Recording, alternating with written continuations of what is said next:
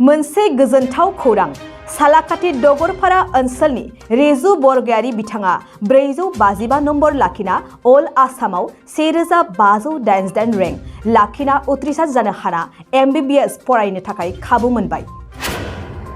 क'क्राझार जिल्लानि सिङाव थानाय सालाकाटि दगरपारा गामिनि बिफा दिनेश बरगयारि आरो बिमा जयचना बरगयारिनि फिसाज्ला रेजु बरगयारि बिथाङा MBBS फरायनो थाखाय गुवाहाटी मेडिकेल कलेजाव मुं थिसननो थाखाय खाबु मोनबाय। रेजु बरगयारि बिथांनि फिथाइखौ मोननानै नखरनि बिमा-बिफा आरो सालाकाटि दखरा बर' फरायसा आफाद रंजानायजों लोगोसे रेजु बरगयारि आरो बिमा-बिफाखौ बरायहोयो आरो गोजोननाय फोरमायदों। फरायसामोन आरो UN एकाडेमि फरायसालिनिफ्राय नोंथाङा मेट्रिक आनजादावबो फार्स्ट पजिशन मोनदों आरो अल आसामावबो टपार मोननो हादों। दिनैहाय नोंथाङा गोसोआव माबायदि गोजोननाय मोनदों NWT नि एग्जामखौ पास खालामखांनायनि उनाव? दा फार्स्टआवथ' जेनेबा जेब्ला रिजाल्ट मोनदोंमोन बे समाव जाबायदि खुसि मोनदों, नाथाय मैया जेब्ला लिस्टआव गावनि नामखौ बे कलेजआव नुदों होमबा बे समाव बांसिन खुसि मोननो हादों आरो जा खस्थ' खालामनायनि फिथाइ बेखौ जे मोनबाय आरो बिमा-बिफानि मेगनाव जेब्ला खुसि नुयो होमबा बे समाव गोसोखौ बांसिन गोजोननाय मोनो आरो। थांनायनि बोसोराव नोंथाङा HS खौ बबे कलेजाव फरायोमोन? थांनायाव आं HS खौ साइ बिकास जुनियर कलेजाव फरायदोंमोन गुवाहाटीआव। नोंथांनि बे नाजानायाव सोर बांसिन नोंथांखौ इनकारेजमेन्ट होआमोन होननानै बुंनो सानो नोंथाङा?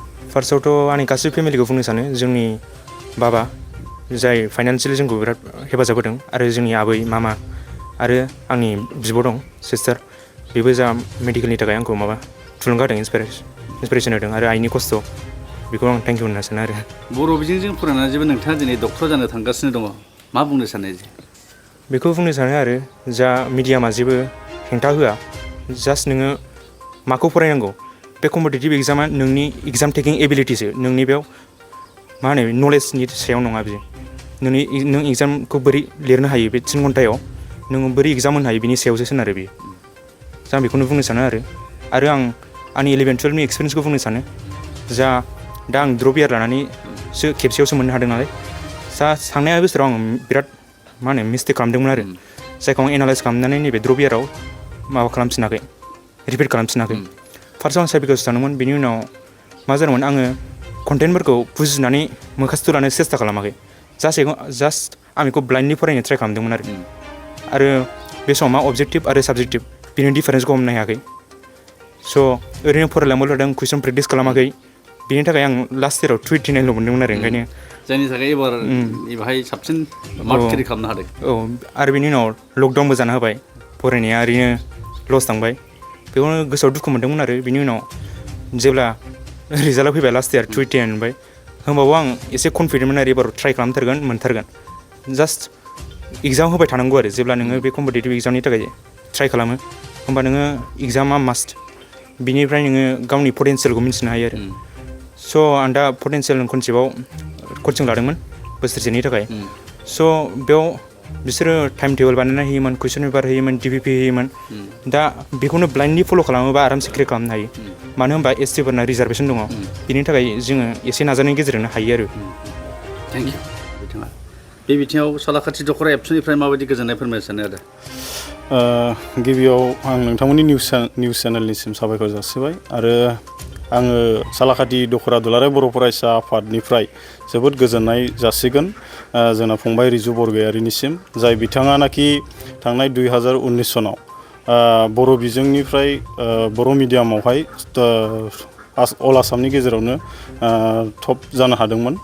दा बेनो मोनसे एग्जाम्पल जानो थांदों दिनै जोंनि बर' हारिनि गेजेराव, जिथु बर' मिडियामजों जे सासे साक्सेसफुल फरायसा जानो हायो, बिथाङा बेखौ जोंनि गेजेराव बा बर' फरायसाफोरनि गेजेराव मोनसे एग्जाम्पल सेटआप खालामबाय। आं बिनि थाखाय बिथांनिसिम साबायखर जासिबाय आरो बिथाङा जे दिनैहाय 455 मार्क्स मोननानै दिनै गुवाहाटी मेडिकेल कलेजाव एडमिसन लानो थांबाय, बे जोंनि बर' हारिनि थाखायनो खोब गोजोनथाव।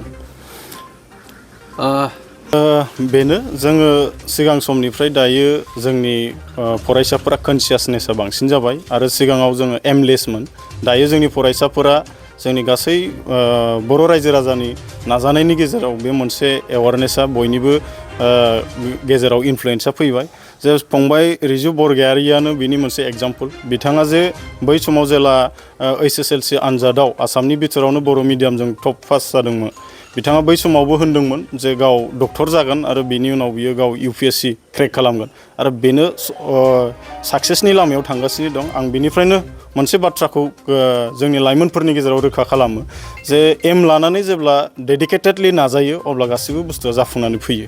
दा बेखायनो जोङो बयबो जोंनि फरायसाफ्रा एमखौ लानांगौ आरो डेडिकेटेडलि जोङो गावनि एमखौ होसोनानै जोङो गावनि माबासिम गलसिम सौहैनो नाजानांगौ। खायसे मानसि स्टुडेन्टसफोरा गोजौ लेभेलनि एग्जामफोराव कम्पिटिटिभ एग्जामफोराव साक्सेस खालामनो हाया बा जाफुंसारनो हाया बे बिथिंखौ माखासे सुबुंफ्रा बुंनो सानो जे दुलाराय बर' फरायसा आफादनिफ्राय जोङो दुलाराय बर' फरायसा आफादनिफ्राय बेखौनो जों बुंनो सानो जायफ्रानाखि मिडियामनि सायावहाय जिथु आर्गुमेन्ट लाबोयो बेयो बेसलेस मोनसे आर्गुमेन्ट जेरावनाखि मिडियाम अफ इन्सट्राक्सना बिनि मोनसे मेटार जानो हाया जे साक्सेस जानाय जायिया जायो गावनि गोब्राब नाजानाय आरो डेडिकेटेडलि गावनि थांखिखौ होसोनायाव जेरै दिनैनि फंबाय रिजु बरगयारियानो मोनसे एग्जाम्पल आं दहायबो बुंबाय जे बिथाङा बर' मिडियामजोंनो फरायदों जेरावनाखि बर' मिडियामखौ गोबाङा नेवसिनानै दिनै एसामिस मिडियाम बा इंलिश मिडियाम होसोदों नाथाय थाउजेन्डस अफ पिपल इंलिश मिडियाम फरायदोंब्लाबो नाथाय फंबाय रिजु बरगयारि बेबायदि जोंनि डक्टर फरायनायनि सुबिदाखौ हासिल खालामनो हायाखै। बे जोङो मिडियामा फेक्टर जानो हाया आं बेखिनिखौ फोरमायबाय। नि गेजेरजोंहाय दिनै NWT एग्जामखौ पास खालामनो हाबाय दिनै आरो बिथाङा बर'फोरनि गेजेराव सासे डक्टर जानो थांगासिनो दं गोसोआव माबायदि नांदों आदा? गोसोआवथ' जोबोद गोजोननाय मोनदों। बे डक्टर जानायनि जिथु सिमां बियो माने बेनि क्लास 1 जेब्लानाखि फरायसालियाव थांनो रोंजेनदों बेनिफ्रायनो बेहा मोनसे बुंबाय थानाय मोनसे थांखि दंखायोमोन आरो जोंबो न'खराव गोबां फेमिलि गिदिर हिसाबै माने लोमजानाय साजानाय बबेबा समाव डक्टर मोनस्लाबा मा मोनस्लाबा माने गोबां बेफोरबादि बाथ्रा सिन्थाखौ लानानै गथ'खौ नैबे दा डक्टर जाजानो लुबैनाय बे दंखायोमोन। दा दिनैहाय बियो गावनि नाजानायजों गोब्राब नाजासोमनायनि गेजेरजों दिनैहाय बियो निट एग्जाम आन्डार ग्रेजुवेट बे कर्सखौहाय उथ्रिसारनो हाबाय बेहाय जोबोद गोजोननाय दङ।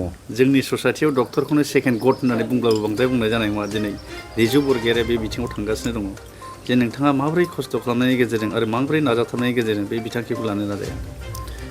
दा बेवहाय आंहा मोनसे फोथायनाय दं आरो बेवहाय property is not O factor. जायखिजाया जोंनि रांखान्थि हालोद बा जोंनि थाखा फैसा बा नोंनि गोनां गैयिया बेवहाय सोलोंथाइनि सायाव जेबो बेहाय हेम्पार जाया। दा बेवहाय नाजायोब्ला बेवहाय गासिबो गावनि नाजानायनि सायाव बेवहाय नोंनि धोनि गोरिब बा रांखान्थि थानाय बा थायि बियो बेवहाय जेबो हेंथा जाबोनो हाया। आरो मिडियाम हिसाबै बर' मिडियाम बा असमिया मिडियाम बा इंराजि मिडियाम बे मिडियामाबो बेवहाय फरायसाफोरनि गोजौ सोलोंथाइ लानायाव हायार इडुकेसनाव बेवहाय रावखौबो होबथानो हाया। जायखिजाया फरायसाया सासे थांखि गोनां जानांगौ आरो बियो नाजासोमग्रा जानांगौ। बिमा बिफानि खोथा खोनासंनांगौ, गिदिरनि बाथ्राफोरखौ बुजिनो सोलोंनांगौ आरो मान होनो रोंनांगौ। बेखिनिबानो गासैबो जाफुंसारजोबो। आरो बेवहाय दिनैहाय बर'फोरनि गेजेरावहाय बयनिबो आशीर्बादजों आरो इयुनाव जुदि बे बोसोरबानि जिथु साराय बोसोरनि कर्स बियो जाहाथे मोजाङै मोजां फरायनानै जाहाथे सासे डक्टर महरै समाजनि बा जोंनि सुबुंनि जायखिजाया सुबुं माहारिनि थाखाय देहा बिथिङाव आरो समाज बिथिङाव जाहाथे मोजाङै मोजां खामानि मावनो हाथों आं बेखौल' आंनि बे गथ'नि सायाव आसा थाबाय आरो मिजिं थाबाय। आरो हारिनि मोनफ्रोमबो जोंनि आफादफोरखौ जाहाथे मान सनमान होनो रोंथों इयुनावबो। बेवहाय डक्टर जानायनि उनाव गौरब जानायनि बाथ्रा गैया। दा जोंनि माहारिनि जेसेबांनाखि आफादफोर दङ, बिबानगिरिफोर दैदेनगिरिफोर दङ, जाहाथे बै बिथांमोनखौ जेब्लाबो मान सनमान होनो रोंथों, गावनि केपासिटि बायदियै जेरैबायदि मदद खालामनांगौ खालामनो गोसो जाथों आरो बे गोसोआ थाबाय थाथों। आं बेखिनिखौ आंनि गथ'नि इयुनाव डक्टर जायोब्ला बेखौ हास्थायनानै थायो। Thank you.